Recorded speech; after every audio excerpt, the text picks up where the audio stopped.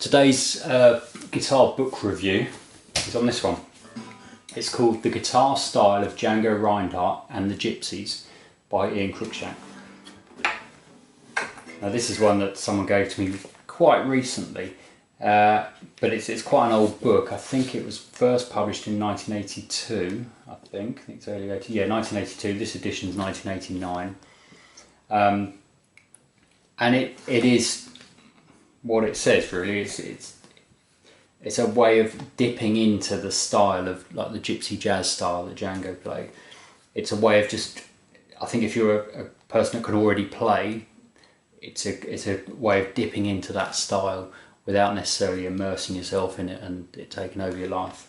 I think to be really good at that style you do have to do it that way, but this is a nice book to use if you want to just pick up a few little runs and techniques and things in that style.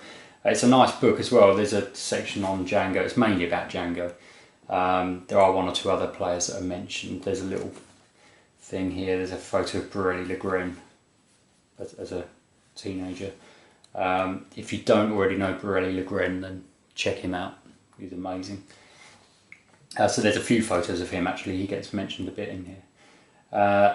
And there's interspersed amongst the sort of technical stuff, there's little photos of Django recording and stuff in the 40s. Some cool photos in here actually.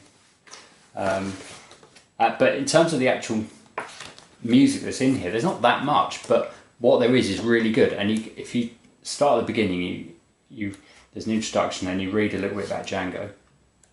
Straight away, there's like a diminished scale, which might be a slightly different finger into what you'd played before if you hadn't studied this style.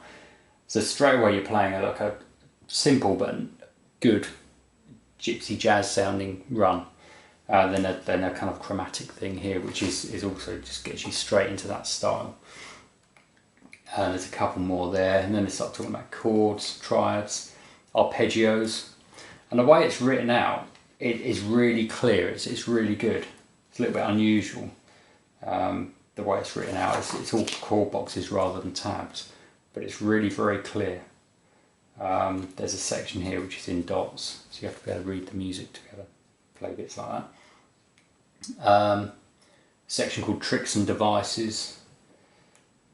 Learning from records, talking about learning from records. Well, it's literally talking about learning from records, so putting a record on, keep going back to lifting the needle and going back to the bit you're trying to study. Well, obviously that's a little bit irrelevant nowadays because you can just get it on YouTube or something and pause it or slow it down.